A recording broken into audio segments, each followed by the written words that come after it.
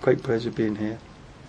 One of the notable aspects of you as a missionary, and indeed your tenure here, is the focus that you put into the youth, the atfal classes and its like, which goes back to Hazur's Mulakat, when Hazur told you to activate the youth. Would you mind discussing how you found the youth here and how they have grown in front of your eyes, from children into young Khudam? Actually, obviously the Qadam side, as you said, with Hazur, but it was actually in 1989, centenary celebrations in Bradford. We invited Hazur to attend a function there.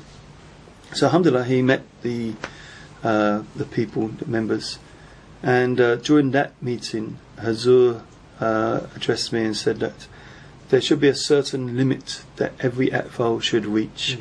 That before they become a Qadam, there's a certain amount of knowledge that they should have. So you should work out what that limit is and make sure that the atfal reach that limit. So, taking that advice in, this is where actually I started the first atfal syllabuses, that I worked out what was the requirement that I felt that they should reach. And then of course the early stages and then more stages above. So at that time of course the atfal classes was just pure Quran. So now we wanted to introduce this syllabus. The other idea of course I had was that I used to be in the Sea Scouts, and I felt that scouting was a good way, but I found that Jamaat members wasn't really too keen on scouting. So we took some of the ideas from the scouts and gave them uniforms, even their scarves and woggles and toppies and things like this, and developed the atfal classes. As I said, from that early time of actually touring in Southall, I saw the importance of atfal class, and I feel that the youth is our future and we have to look after the youth. So this has always been one of my priorities. When I came here, we had just had, I remember, the Qadam Ijtima, and I asked them how they'd done, and I think they only won one trophy or something like that. I said, no, next year you win many trophies. And alhamdulillah, they was able to win a lot of trophies, and we tried to develop those youngsters. Of course, going back to Bradford, these days, all these young kids are now fully grown men and things like that. And when you're away from a community, you don't see them grow up. So here, of course, a lot of the youngsters, I've seen them grow up. But I'm sure once I go away now and come back and see the youth, and they will all be men and married and things like that. And then you think, oh, what happened? How do they get to this age? And so on and so forth. But yes, alhamdulillah, I mean, especially in the early days, we put a lot of concentration on the youngsters, maybe because I moved out of Qadam into Ansar, I don't know, maybe because my kids also moved out of Atfal into Qadam, so maybe I wasn't putting much emphasis on the latter days with the youth and concentrating on more other things. But certainly in the early days, this was one of the main priorities, to make sure that the Qadam was functioning properly, the Atfal was functioning properly. And of course, even in these days, we're still going to Birmingham West, used to go to Leicester and other places to have the children's classes and make sure that they are established. And that, I think, is very, very important, because it's not just a question of knowledge, it's also getting that link. They should feel part of the community, and that should happen when they're young. So these atfal classes, I think, are vital. And then, of course, making them enjoy it, going for trips and things like that, and building up that relationship.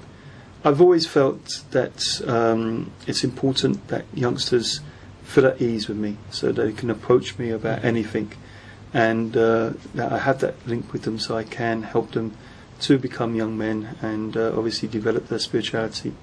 And I've been very fortunate so far. I don't know what's going to happen in the future, but so far, fortunately, I've always had a good relationship with the youngsters, and been able to help them. And it's always a great pleasure when you see those youngsters becoming young men and achieving so many great things, which obviously we see all the time. So that to me is a personal joy, when you see someone who has developed and become very active in the Jamaat. Then I feel that, alhamdulillah, my work's been done there as such. So we are coming to the conclusion of the interview, and I would like to ask if there's any advice you could particularly give to the youth in the Midlands or the youth in general. Well, of course, the main thing is to stay strong with God, develop the spirituality. I know when you're young, these sort of things, you don't feel too important. Maybe you think, education's important and things like that. But really the most important thing in life is your relationship with God. And so God appreciates when a person's young, those efforts they make. When we're old and we're near to maybe meeting God, of course people's minds start going towards God. But when you're young and you've got so many things going around you, if you turn to God at that time, then this is something which alhamdulillah Allah appreciates greatly. So this is the main thing which people need to realise, that why are we here, what's our purpose in life? And it's all about developing this relationship with God. Everything else is really not that important. So if the youth can understand this and work towards that relationship, of course it doesn't mean that all the time should be for God. You have to make the balances naturally, but they should be coming to the mosque regularly, increasing their knowledge. And these days, alhamdulillah, with the computers, they can look at so much easy information there. We've got the correspondence course, of course. Now I'm going to plug this one on free-Islamic-course.org. That's it. It's a good way of tabligh, it's a good way of tabiat, and it's a good way for the youngsters to increase their knowledge. But then of course you've got MTA, you've got so many other ways in which they should increase their knowledge. So this is the main thing. Worldly science and all these sort of things, yeah, great. But look at the Holy Prophet Muhammad. He didn't go to any university, he didn't go to any places of study, and yet he was given the Holy Quran and the knowledge there. So yes, it's good to have a good education, it's good to have good qualifications, but the most important thing is to have Allah helping you. And it doesn't matter how well you're educated, if these doors don't open for you, you're never going to achieve success. So the way to open these doors is to pray to Allah and ask Allah for help, and then Allah opens up great ways for you, ways which you'll never be able to achieve anyway. So this is the most important thing that I can give to any youngster. Develop that relationship with God. Jazakumullah Murabbi Sahib for the time you have shared with us this evening. It was a very enjoyable evening, and I felt we could have gone on for a lot longer. Again, Jazakumullah Asnul Jaza on behalf of Majlis Khudam Ahmadiyyat Midlands for the privilege and honour of having you in our region. Are there any final words you would like to share with us?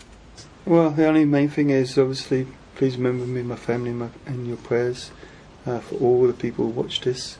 We all need prayers, and obviously I try to serve God the best as possible, but with your prayers, then inshallah that will enable me to serve wherever I am. Of course, with the youngsters, with the youth, there will always be that link, and my prayers will be for especially all the youngsters, but those youngsters especially in the Midlands here, and of course that attachment will always be there. Memories are there, and naturally we'll keep bumping into each other. It's a small country, this one. It's not like America. Every meeting you meet people. So yes, it's up to Allah where we get moved to, but there's links being made, and those links are very strong. And this is the beauty of the community. We are God's community. We have that link of the promised Messiah, and so therefore we will keep meeting each other and developing that love and friendship. So it's been a pleasure, like I say, and I'm pleased to have this opportunity before I go of making this video. And of course, inshallah, I'm sure with Leamington Spa Jamaat, certainly there's a great future there, and all the people in Midlands, I'm sure if they keep working hard, they will achieve great things, and I will look forward to watching the progress from wherever I am. Inshallah. Okay.